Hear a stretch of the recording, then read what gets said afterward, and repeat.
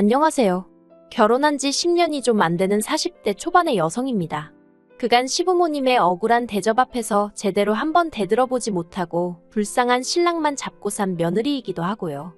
그런데 이번에 또다시 시아버지가 말도 안 되는 억지를 쓰시네요. 착하고 순에 빠진 막내 아들이 결국엔 또 내내하고 숙이고 들어올 거라 생각하시니 그러시는 거겠지요. 며느리는 그런 아들에게 아무 말도 하질 않으니 아들보다 못하게 생각하셨을 테고요. 그런데 쥐도 궁지에 물리면 고양이를 문다는 말처럼 저도 더는 가만히 당하고만 있을 수는 없겠는 거예요.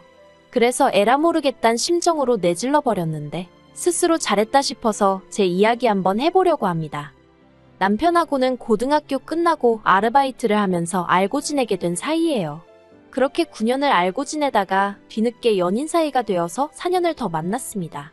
오랫동안 지켜봤던 탓에 서로를 알아가는 시간은 그다지 필요치 않았지만 연애 당시 남편이 계약직으로 일을 하고 있었거든요.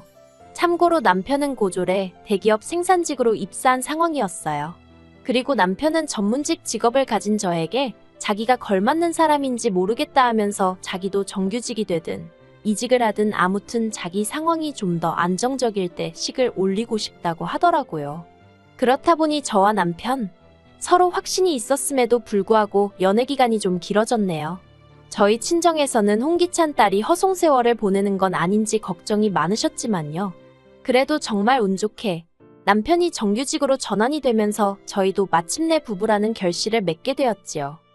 남편은 세 남매 중 막내로 위로 신우랑 아주버님이 있어요. 그런데 남편은 신우하고는 사이가 그럭저럭 괜찮은 반면 아주버님하고는 영 좋지가 못합니다. 그리고 그 이유가 저희 시부모님은 뭐니뭐니 해도 장남이 최고라고 생각하시는 분들이셨기에 아주버님을 위해서라면 신우랑 저희 남편은 어떻게 되든 말든 크게 관심도 없으시거든요. 일례로 신우랑 언젠가 같이 술 한잔하게 돼서 들은 이야기인데 신우가 결혼한다고 했을 때 시부모님이 그렇게 반대를 하시더래요. 그리고 그 이유가 알고 보니 그 무렵 아주버님이 대학원에 가겠다고 난리도 아니었는데 그때가 저희 시부모님은 하시던 사업을 몇 번이나 망하시고 마지막으로 동네에서 작은 식당을 하고 계시던 때였던 거지요. 게다가 그나마 장사도 되질 않아서 그 잘난 장남아들 대학원비를 내주실 여력이 안 되셨고요. 그러니까 그 불똥이 신우한테 튀어서는 아무리 그래도 혈육이 먼저 아니겠냐며 장남이 잘 돼야 집안이 잘 돌아간다며 결혼자금은 아주버님 학비로 먼저 쓰라고 하셨답니다. 그래서 신우가 싫다고 하니까 급기야는 신우더러 남자애 환장했냐고 그러시더래요. 그러면서 머리카락을 다 잘라놓겠다고. 그리고 그 말에 열받은 신우가 에라 모르겠단 심정으로 시매부와 혼인신고부터 해버리고는 식장에 올 테면 오시고 말 테면 마시라며 결혼을 밀어붙였다는 거예요. 그리고 이후로 신우는 지금까지 시부모님에게 감정이 좋지 못해서 생일이나 명절처럼 특별한 일이 있지 않고는 굳이 시댁에 발걸음을 하지 않아요. 이런 속사정을 알기 전에는 어쩌면 딸이 돼서는 저렇게 매정할까 싶었는데 알고 보니 다 그럴 만한 이유가 있었던 거지요. 그럼 저희 아주버님은 어떤 사람이냐면요. 솔직히 제가 결혼 전부터 시작해서 남편이나 신우에게 아주버님 때문에 받은 차별이라던가 여러 이야기를 듣긴 했지만 저에게 직접적으로 준 피해는 없었거든요. 일부러 저를 골탕 먹이고 그런 것도 없었고요. 그래서 원래는 딱히 나쁜 감정 같은 건 없었어요. 그런데 며느리가 돼서 옆에서 지켜보니까 시부모님이 자식 셋을 대할 때 달라도 너무 다르게 대하시는 거예요. 결혼자금 이런 건 말해 뭐 하겠어요. 신우 자기가 모은 돈 갖고 시집 갔고 저희 남편도 시부모님 도움 하나도 안 받고 저랑 결혼했는데 아주버님은 1억 받아 장가 가셨단 소리 듣곤 솔직히 황당했던 게 사실입니다. 하지만 이거야 시부모님이 당신 재산 그렇게 쓰시겠다는데 자식은 물론이고 며느리인 제가 뭐라고 하겠어요. 그냥 속으로 서운하다 생각할 뿐이었죠. 하지만 정말 저를 빈정상하게 했던 건 시부모님이 먹는 걸로 자식들을 차별하신 거예요. 예를 들어 저희 부부나 신혼애가 시댁에 가면 그냥 냉장고에 있는 반찬 꺼내서 대충 차려 먹는 식이라면 아주버님네가 시댁에 가면 상다리가 부러질 만큼 그리고 그 위에는 한우부터 시작해서 온갖 육해공산의 진미가 다 올라가더라고요. 한마디로 저희가 평소에 먹는 반찬은 아주버님 밥상에선 감히 올려선 안 되는 음식이었지요. 그리고 더 열받는 건 그렇게 차별을 하시면서도 시쳇말로 잡일 막일 심부름. 온갖 기사 노릇이 필요할 때면 저희 남편을 찾으셨다는 거예요. 순에 빠진 남편은 시부모님이 뭐라도 말씀을 하시면 뒤에서는 궁시렁거릴지언정 앞에선 싫다 소리 한번 제대로 못하고 시키는 대로 했고요. 그리고 그 꼴을 옆에서 보고 있는 제 속은 타들어갔지요.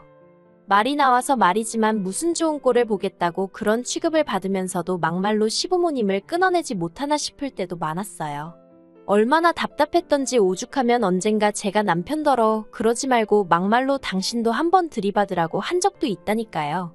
그런데 남편 반응은 그래서 뭐가 남겠냐입니다.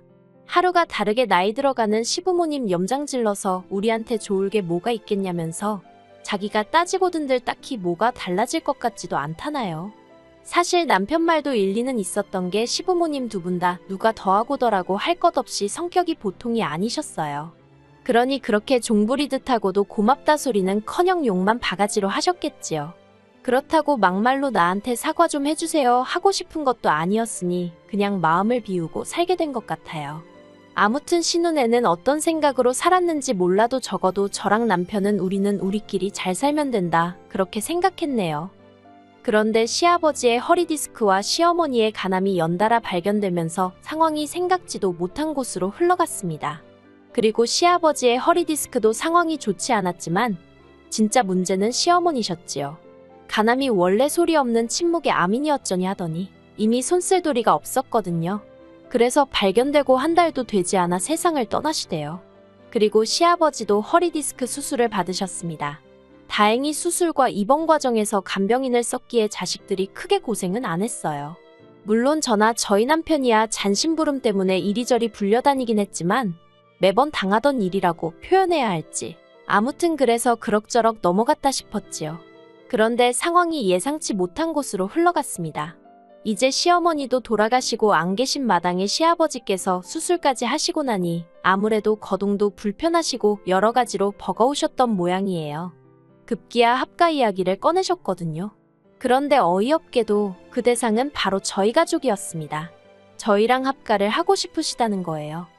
당연히 싫었고 안 된다고 했어요. 그리고 고맙게도 신우까지 나서서는 시아버지더러 말도 안 되는 소리 하지 마시라고 그 잘난 장남도 따모하냐면서 장남이랑 사시라고 아주 난리를 쳐주었습니다. 게다가 거기서 그치지 않고 아주버님한테도 전화해서 그만큼 지원받아서 그 정도 해놓고 살면 자식돌이는 하라고 네가 사람이 맞긴 하냐 하면서 악을 썼더라고요. 그런데 그래도 전 평소에 아주버님이 경우는 있는 분이라고 생각했는데 시아버지 일로 만나자 해서 나갔더니 무슨 말 같지도 않은 소리를 꺼내왔습니다. 한다는 말이 자기가 계산을 해봤는데 이제껏 시부모님이 자기한테 해주신 지원이 돈으로 환산하면 4억쯤 되는 것 같다면서 자기가 그 돈 토해낸다고 저희 남편이랑 신우한테 1억 3천씩 줄 테니까 그거 받고 시아버지 똑같이 나눠서 봉양을 했으면 좋겠다는 거예요. 그리고 그 말이 끝나기가 무섭게 신우가 아주버님더러 제정신이냐고 악다구니를 썼어요. 그럼 네가 우리 그 시절로 데리고 돌아가서 대학을 보내줄 거냐? 결혼할 때 돈을 보태줄 거냐? 이제 와서 그깟 돈으로 뭘 하라는 거냐면서 정말이지 틀린 말 한마디 없이 퍼붓더라고요.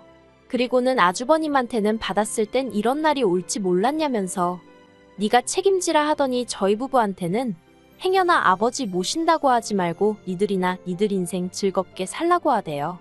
모시고 사네 어쩌네 하면 자기랑 영끈을 각오하라면서요. 그런데 그 일이 있고 얼마 후 이번엔 시아버지가 직접 저희와 신우를 부르셨어요. 그리고는 하시는 말씀이 그간 아주버님한테 지원해 주셨던 돈을 전부 다 돌려받으셨다며 죽을 때 그걸 저희에게 나눠주시겠답니다.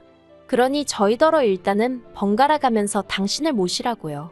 그러자 신우가 정말 지긋지긋하다면서 시아버지더러 아니 그렇게 평소에 장남 없인 못 산다 해놓고는 이제 와서 우리한테 이러는 이유가 뭐냐고 따지고 들더라고요. 그러자 시아버지 하시는 말씀이 그 집은 맞벌이도 하고 애도 둘이라서 당신이 힘들 것 같답니다. 그리고 그 이야기를 들은 신우가 여기 일 안 하는 사람이 어딨냐고 받아쳤어요. 신우 말대로 저희 부부도 맞벌이, 신우네도 맞벌이였거든요. 다만 아주버님네랑 차이가 있다면 저희나 신우네는 자식이 하나뿐이라는 거였지요. 그러자 시아버지가 신우더러 너 잘났다며 화를 내시더니 뜬금없이 그 불똥이 저한테 튀었습니다. 시아버지께선 갑자기 저더러 너는 시집와서 한 게 뭐가 있냐며 아들을 낳은 것도 아니고 도대체 정신머리를 어디다 두고 살았길래 시어머니가 그렇게 될 때까지 몰랐냐는 거예요. 며느리가 돼서는 시어머니 건강 하나도 못 챙기고 정말 화가 나신다나요.